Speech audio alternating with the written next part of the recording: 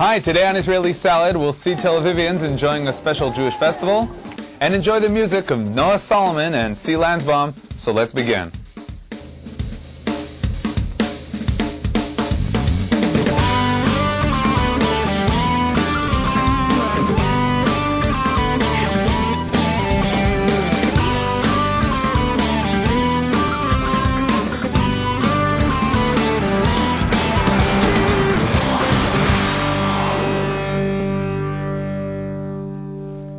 Shalom and welcome to Israeli Salad. Tel Aviv is considered to be a very secular city, especially compared to cities like Jerusalem. Miriam Hoffman and Tennis Samuel joined a festival of movies and music that doesn't quite fit the reputation of the secular capital of Israel. To all the Jewish all over the world, that we would like them to be here with us singing in Tel Aviv and Yerushalayim. So this is a song. So leave everything and come to live in Israel. Leave everything and come to live in Israel.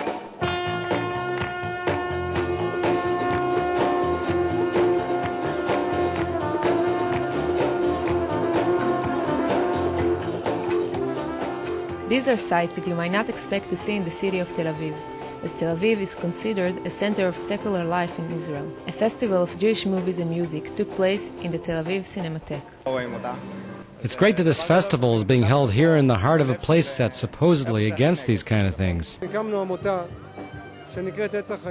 We founded an organization that's called the Tree of Life. Our goal is to build a bridge to close the gap that has formed between what is referred to as the religious and the secular. I feel that this gap is not real. A diverse audience participated in the performances and was entertained by different groups, including some that are mostly not identified with Jewish music, like Shotei HaNevuah.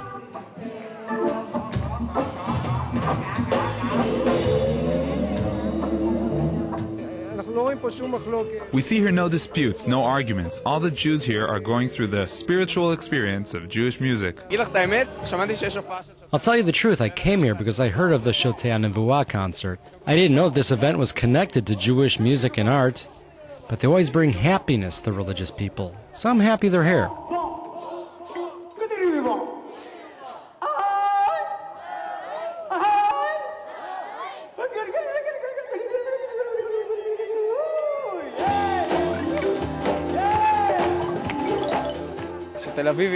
Tel Avivians see these religious people happy and jumping around, and they understand that the stereotypes are incorrect.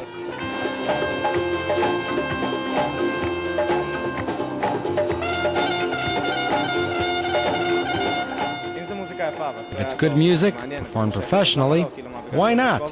What, because he's wearing a hat and has a beard? What's the difference? The guy singing songs about talking with Hashem, things that connect to the religious audience. So a non-observant Jew would be saying, okay, usually at this stage I go home, so no one makes us observant. But we don't see the people leaving. This is not a campaign to make people religious. It's a campaign to spread the knowledge. That's all. Jewish knowledge. In the audience, you could see an interesting blend of people. But will this event have influence in the long run? I think today festivals have reached a point where you could combine fun music and movies with lectures on spiritual issues, from the most simple concepts to Kabbalah topics. This is a great thing. You can see people live together. Happiness brings people together. There's no separation between the observant and the non-observant.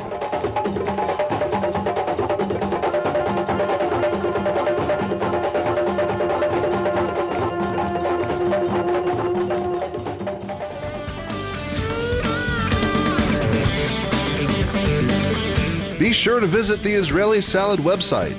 On the Israeli Salad site, scroll through all the editions, see what topics were presented on each program, and simply click on the icon to watch your favorite program. Also, watch all our fantastic music videos featured right here on Israeli Salad. So be sure to click on www.israelnationaltv.com/salad.htm. That's www.israelnationaltv.com/salad.htm. salad63.htm.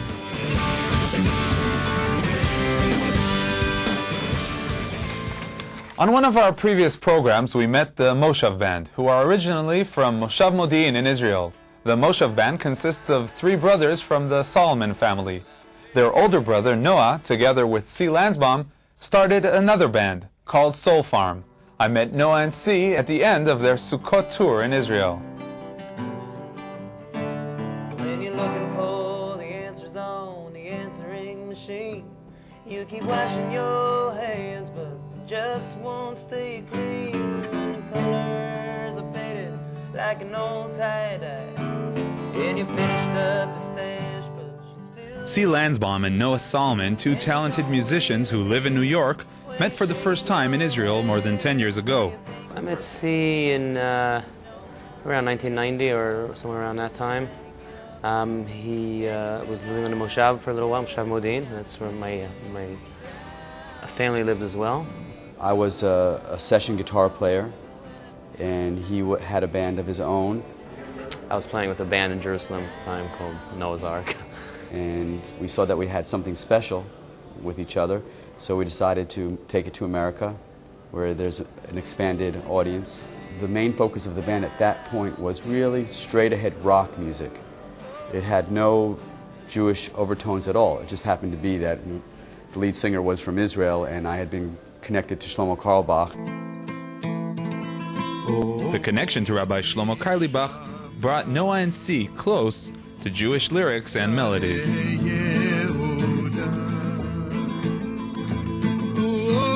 Reb Shlomo Carlebach, also known as the Dancing Rabbi, composed around 1,000 tunes that have become familiar to Jews everywhere. Through his music and using the language used by hippies and flower children of the 1960s, Reb Shlomo was a true pioneer, bringing people closer to Jewish tradition. I met Shlomo in New York, and he brought me to Israel. And I loved his learning and his interpretation of Judaism, how he gave it over. And that's what I was very taken with. Basically, the way to God is a way that that your soul tells you that it's the way to God, or or hopefully good teachers. The way he interprets things, it's like all about heart, about love, about non-judgmental. Made Judaism something that I wanted to embrace. After Shlomo had passed away, and I had done an album called Beyond This World of all instrumental music of Shlomo's, and it was just something close to my heart.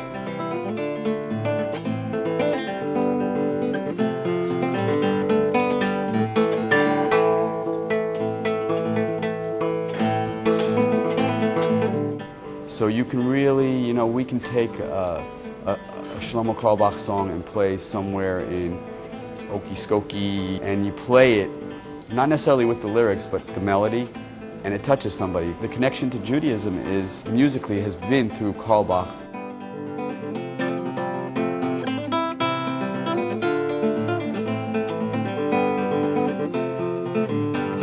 Following Reb Shlomo Carlebach, Lansbaum and Solomon are open to any musical influence they encounter. And so it's usually what I'm into at the time. And Noah's been into a lot of bluegrass, so I've kind of adapted a lot of that. I'm very much into jazz and rock, so that's very apparent in the music. And then there's just many different guitarists that I've loved in the past that I just take their, draw in their influence.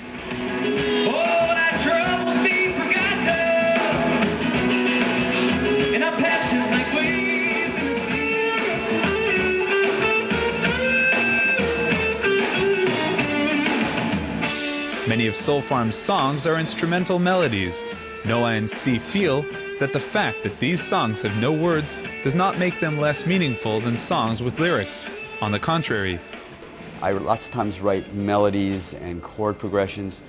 Lyrics is a whole other thing. So a niggun, which is just, die, die, die, die, die, die, die, is very natural to me, and I love it. And it means that you don't have to have the memory of the words. Anybody could just join in, so it's really a great thing. Almost sometimes lyrics can take away from the melody. Sometimes the melody is pure enough where it doesn't need lyrics, and lyrics can actually distract from the melody.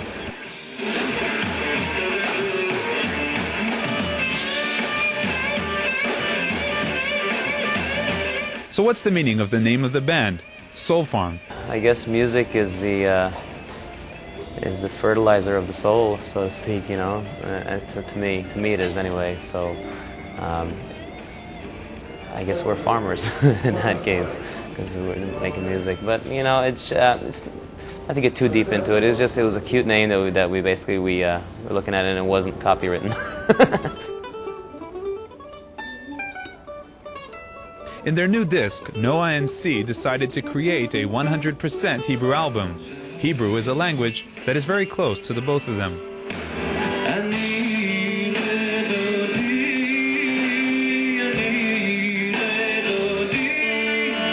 It's called Jerusalem Ridge, and it's something that myself and Noah Solomon did. And it's all Hebrew, so that's completely new. We've always done a little bit of English. This is the first time we've done all Hebrew. Singing in Hebrew connects me more to my childhood, and it's just a more meditative state for me than, especially singing Hebrew. Most of the songs are obviously from davening, from text, and therefore it doesn't require to be like trying to give them over to somebody. You're just singing them like what they are. I'm Jewish and connected to Israel, so my kids call me Abba, and they all have Hebrew names, and that's the way we live our life. It's pretty natural. I think when you write English lyrics and you're thinking, then it's like you have to internalize them and you have to kind of translate them to the listener, and you have to kind of become almost like an actor in a way. I think that when you sing in Hebrew, that is not necessary. For me anyway, you sing in the words.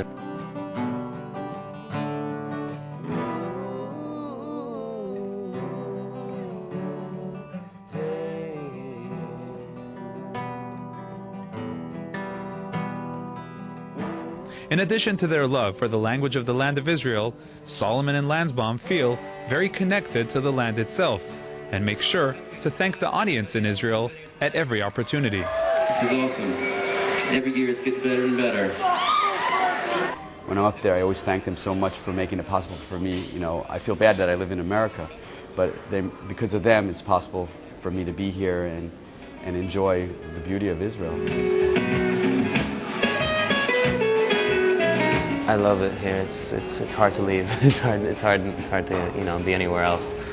We hope to someday actually live in Israel full time. My heart is definitely still in Israel. I feel very strongly connected here. This is really a paradise. When you drive around, like we went to the Dead Sea, it's an amazing, amazing place. I notice when I'm walking around that, in spite of everything, people are very happy, and it's a beautiful thing to see.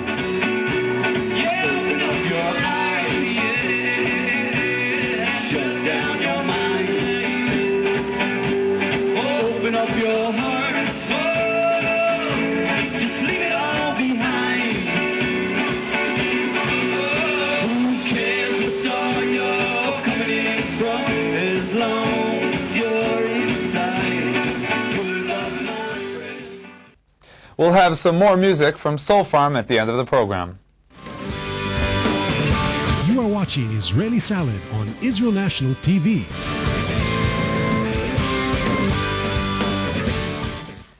And now our weekly insight.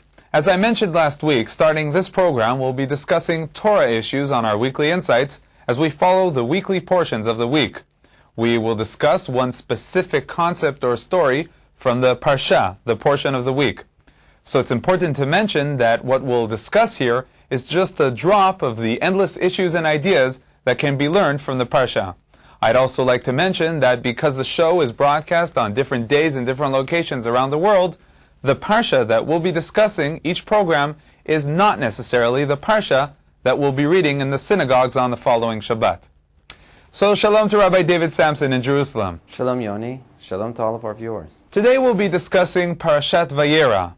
In the Parsha we see how Abraham actually confronts God and tries to convince God to refrain from destroying the evil cities of Sodom and Gomorrah. How are we supposed to look at this? Is it possible to convince God to change his decisions?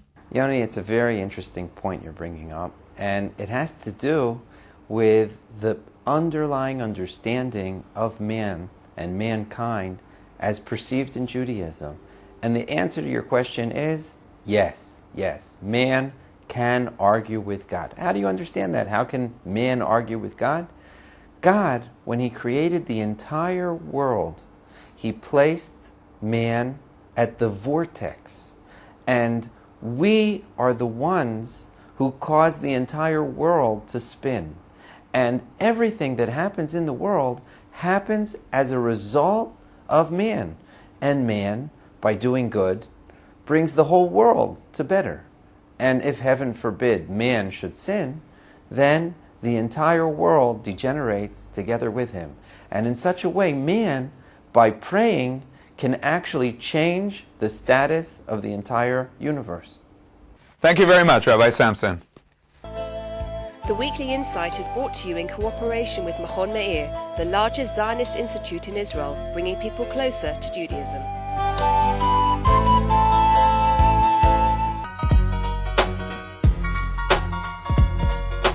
Please send your comments, ideas, and questions to the Israeli Salad email, yoni@israelnn.com, or leave a message on the Israeli Salad voicemail at international dialing code 972-3918-5554. That's 972-3918-5554.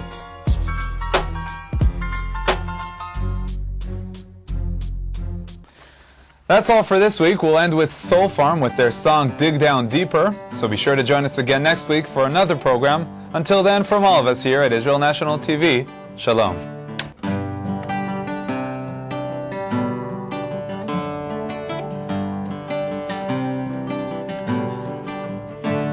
When you're looking for the answers on the answering machine, you keep washing your hands, but they just won't stay clean.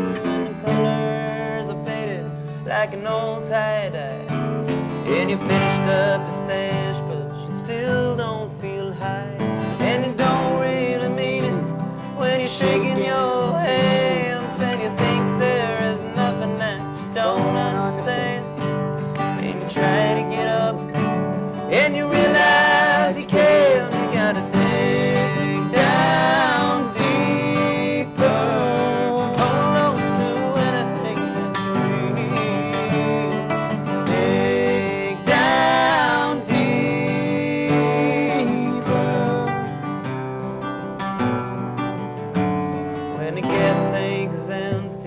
You gotta keep driving, and the sun's beating down on your dead-end road.